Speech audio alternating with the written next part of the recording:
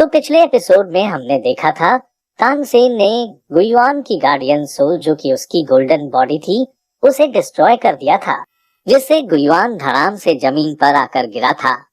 और अब हम एल्डर गुयुआन को देखते हैं जो जख्मी हालत में खड़ा होता है और तानसेन से कहता है, मेरी अल्टीमेट टेक्निक भी तुम्हारे द्वारा तोड़ दी गई है।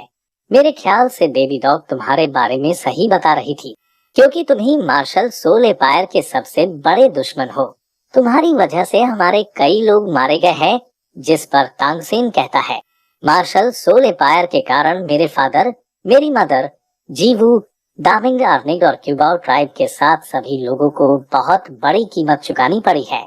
इससे हमारी जिंदगी पूरी तरह से बदल गई है। अगर मार्शल सोल एम्पायर अगर ये सब कुछ नहीं करता तो हमारे साथ ऐसा कुछ भी नहीं होता। इसलिए अब हमें इस लड़ाई को खत्म करना चाहिए। जिस पर गोस्ट मास्टर हंसते हुए कहता है, भले ही मैं तुमसे हार गया हूँ, लेकिन मैं तुम्हारे आगे सरेंडर नहीं करूंगा। इसके बाद वो अपनी 9 स्पिरिट टेक्निक का यूज करने लगता है। जिस पर तानसेन कहता है, तो फिर ठीक है, मैं तुम्हें एक शानदार मौत दूंगा। और फिर तानसेन गुयुआन के गोल्डन पैटर्न को रोकने के लिए अर्निग की स्पिरिट टेक्निक का यूज करता है, जिसमें वो सी गॉड की पावर को मिक्स कर देता है और अर्निंग की स्पिरिचुअल बॉडी के साथ एल्डर गुयुआन पर अटैक करने के लिए आगे बढ़ता है और एल्डर गुयुआन के 9 स्पिरिट टेक्निक के बने टॉर्नेडो को वहीं नष्ट कर देता है, जिससे एल्डर गुयुआन वहीं हार जाता है। और अर्निंग के इस अटैक से डिस्पेयर होते हुए तानसेन से कहता है, तानसेन, अगर मैं बचपन से ही तुम्हारी तरह फ्री माइंडेड होता तो बेबी डॉग के इशारों पर कभी नहीं चलता। मैं अपनी मर्जी का मालिक खुद होता। और फिर वो गोस्ट मास्टर से उसकी मौत का बदला न ले पाने के लिए माफी मांगता है और पूरी तरह से डिस्पेयर हो जाता है और मर जाता है। इसके बाद तानसेन जीवू के पास पहुंच जाता है और जीवू से कहता है, एल्डर गुयुआन रिस्पेक्ट देने योग्य हैं, जिन्होंने अपनी आखिरी सांस तक फाइट की और उन्होंने मार्शल हॉल से गद्दारी नहीं की। तभी तानसेन के पास बर्ड प्लेन की मैसेंजर आती है और उसे इन्फॉर्म करती है, हमारी आर्मी ट्रूप्स की तरफ कुछ और सोल मास्टर्स बढ़ रहे थे और उन्हें रोकने के लिए जनरल दायमुबाई की टीम गई है और उसके साथ ही कुछ और ग्रुप हमारे आर्मी कैंप की ओर बढ़ रहे हैं। उनके बारे में हमें पता नहीं है कि वो कितनी संख्या में है। तो तानसेन कहता है, मार्शल हॉल एम्पायर ने अपना अगला कदम उठा लिया है। अब हमारा सीन जाता है दायमुबाई और उसकी टीम पर, जहां उन पर मार्शल सोल एम्पायर के सोल मास्टर्स ने अटैक कर दिया होता है और वो उन पर ऊपर से पत्थर गिरा रहे होते हैं, जिससे वो उन्हें आसानी से खत्म कर सके। और वह दायमुबाई अपनी पावर से उन पत्थरों को बीच में ही तोड़ देता है और फिर उन सभी सोल मास्टर्स के पास पहुंचकर उनको मारने लगता है। उधर महकजून भी उन सभी सोल मास्टर्स को बहुत अच्छी तरह धूल चटा रहा होता है।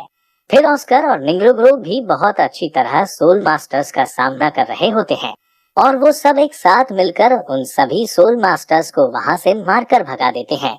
अब सीन चेंज होता है और हमें मार्शल सोल हॉल को दिखाया जाता है, जहां एक ग्रैंड मास्टर बेबी डॉग को रिपोर्ट करता है कि तियानदाओ आर्मी काफी लंबे समय से कैप कर रही है, इसलिए वो अब जरूर कुछ ना कुछ बड़ा करेंगे।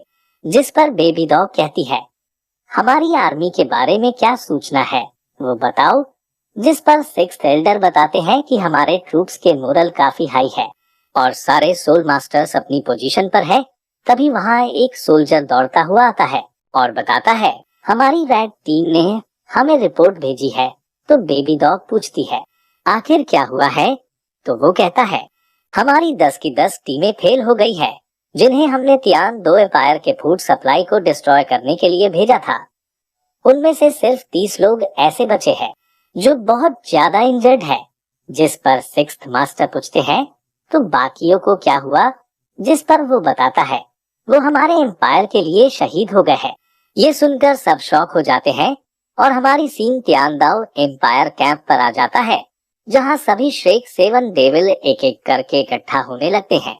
और फिर महकजून तानसेन से पूछता है, हमने यहाँ की सिचुएशन को अच्छी तरह संभाल लिया है और सभी सोल मास्टर्स को मारकर भगा दिया और मुझे खबर मिली है तुमने वहाँ 49 सोल मास्टर्स के साथ एल्डर गुयुआन को भी मार दिया है।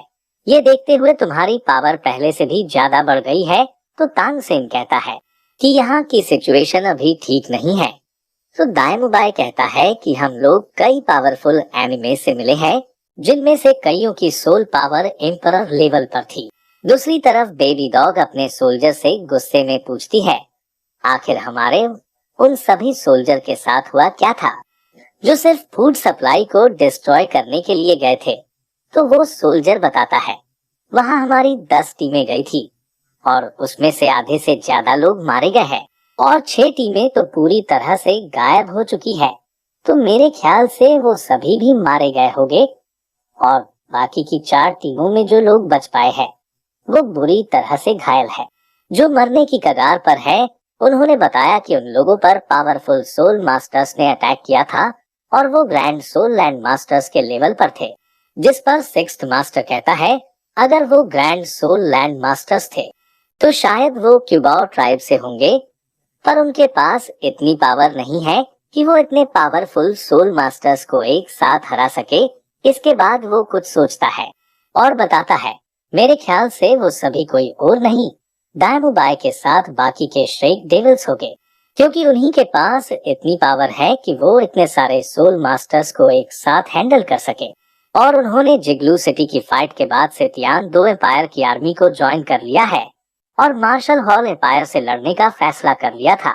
और फिर बेबी डॉग अपने सोल्जर से पूछती है कि क्या हमारे सोल्जर्स ने तियान दाओ आर्मी की फूड सप्लाई को डिस्ट्रॉय कर दिया, जिस पर वो सोल्जर पूरी तरह से डर जाता है और बेबी डॉग से कहता है, मान लॉर्ड हमारे सभी सोल्जर्स इसमें नाकाम हुए हैं। जिस पर बेबी डॉग उन सभी मास्टर्स के बारे में पूछती है जो एल्डर गुयुआन के साथ फूड सप्लाई को डिस्ट्रॉय करने गए थे। तो वो सोल्जर कहता है, उन सभी के बारे में अभी तक कुछ भी नहीं पता चला है और एल्डर गुयुआन के बारे में भी कोई इंफॉर्मेशन नहीं है। ये सुनकर बेबी डॉग बहुत गुस्सा हो जाती है और कहती है, तुम सभी तियान 2 एम्पायर के सोल मास्टर्स पर अपनी नजर रखो और पता करो आखिर तियान 2 आर्मी के भीतर चल क्या रहा है। और इसी सीन के साथ हमारा ये एपिसोड यहीं पर खत्म हो जाता है। और अब ये आपके ऊपर है कि आप चैनल को सब्सक्राइब करके वीडियो को लाइक करते हो या नहीं। और न्यू एनिमे सीरीज देखने के लिए स्क्रीन पर आ रही वीडियो पर क्लिक कर सकते हैं।